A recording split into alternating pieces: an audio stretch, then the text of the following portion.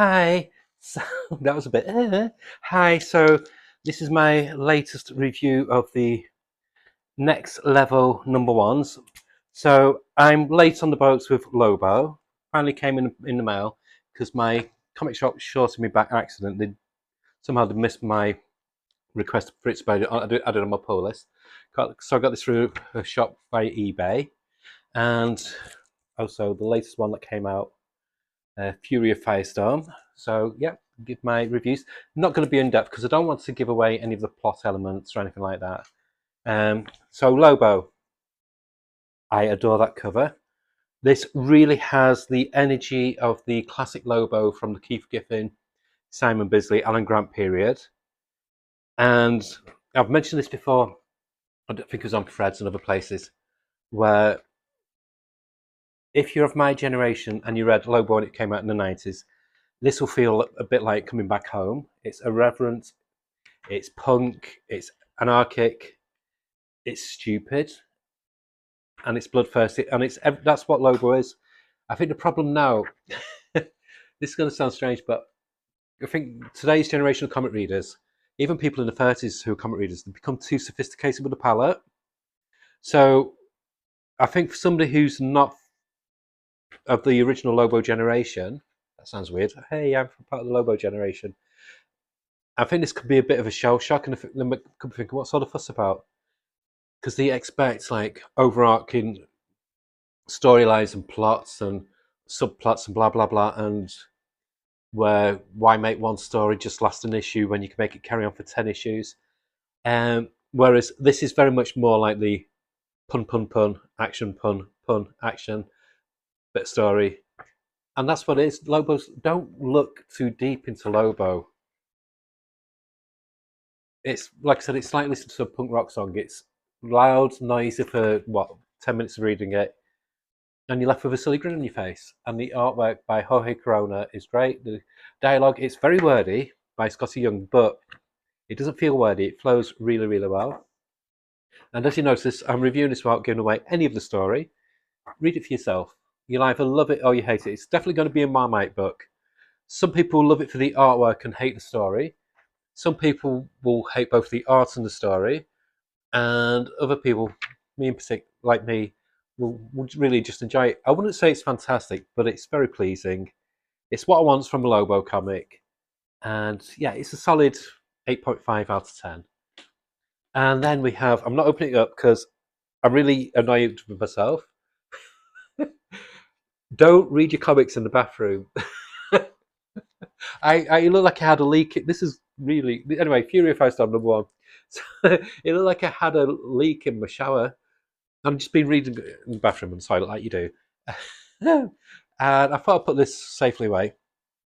And I turned the wrong finger about the shower, so instead of the shower just coming down to check on it, it was this finger on the wall that just shot straight out, and it hit me, and it hit the cover. So I've had it in this thing and been like flattening it, trying to get rid of the water ripples. It's not too bad, but I know it's there. I'll never sell it anyway because it's one that I'll keep. But yeah, anyway, so this is calm going all over the place.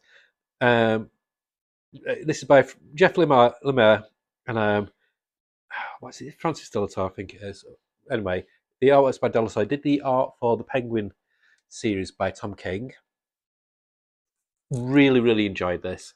Um, I think if you know, I'm a die-hard Firestorm fan. I love Firestorm. I read the first. I remember when it first came out back in '78. I think it was. Um, Around about the time like when books like Black Lightning were being reintroduced as well. And just like the whole idea of like he's quite possibly one of the biggest, most powerful heroes in the DC universe.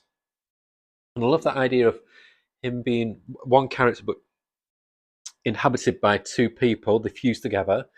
And if one of them controls the body and one basically is floating in the brain. So the original Firestar, which is the characters who are in here, I think it's called Robbie, and then Martin Stein, I think the professor was. And so this sets up a very almost like Watchmen-like, kind of like Doctor Manhattan scenario at the beginning, where Firestorm is acting very un-Firestorm-like. Just put it that way. Um, and it's a very clever reason. This is pure Firestorm, so forget about what you know about Robbie and the Doctor are still around. They should be inhabiting Firestorm, but it looks like this is something different. So the mystery now is what's happened to Robbie, what's happened to the Professor, who is controlling Firestorm, why is Firestorm acting the way he is.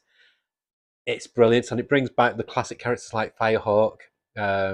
She's cool as fuck, and the art's a delight. It's just really really strong. A solid 9 out of 10. Very very pleased with this.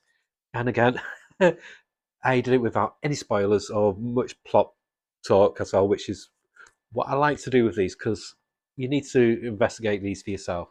So, like, what was it I said for this? 8.5 out of 10, or 8 out of 10, I'd say. 8 out of 10, and a solid 9 out of 10. So, yeah, really enjoyed these two next level books. I think the next, I'm actually not getting a few.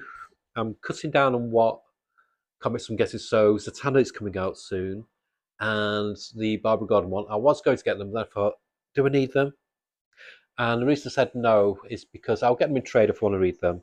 But I want to, I'm more excited for things like the upcoming Deadman one by W. Maxwell Prince, and also the upcoming Demon and Legion of Superheroes. They're the ones that I really, really want to get.